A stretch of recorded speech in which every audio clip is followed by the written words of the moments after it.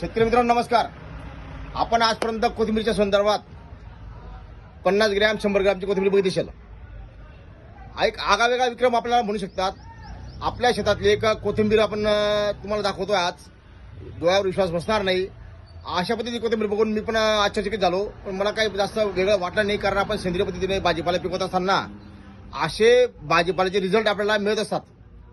तर मित्रांनो बघा, हे आपलं कोथिंबीरचं एकच झाडाचं डेव्हलपमेंट झालेलं रोप, जवळपास 4 फूट या झाडाची उंची, झाडाचं एका झाडाचं वजन बघू शकतात. एकच झाड आहे.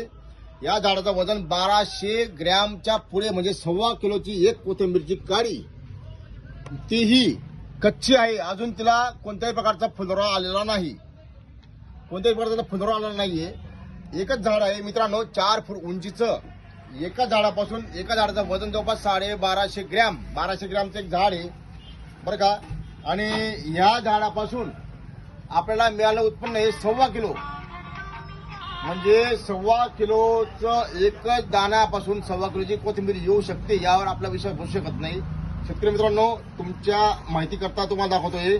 एकच खोड आहे मित्रांनो, एकच खोड आहे. एका खोडापासून डेव्हलप झालेली कोथिंबीर 4 फूट उंचीची, आणि ती कोणत्याही प्रकारची ती कोथिंबीर अजून निस्वार झालेली नाही. तिला फुलोरा आला नाहीये, म्हणजे अजून तिला आपण कवळी अशा प्रकारचे म्हणू शकतो. शेतकरी मित्रांनो, आश्चर्यकारक बाब आहे. आणि ह्या कोथिंबीरला आपण जवळपास सेंद्रिय निविष्ठांचा वापर केलेला आहे. तर शेतकरी मित्रांनो, आश्चर्य वाटतं अशी कोथिंबीर असू शकते वा शेतीमध्ये, यावर विश्वास बसत नाही. पण 1200 ग्रॅमचं एकच झाड कोथिंबीरचं, खरंच म्हणजे शेतीमध्ये अशा आश्चर्यकारक गोष्टी घडत असतात. त्यातली एक गोष्ट आहे.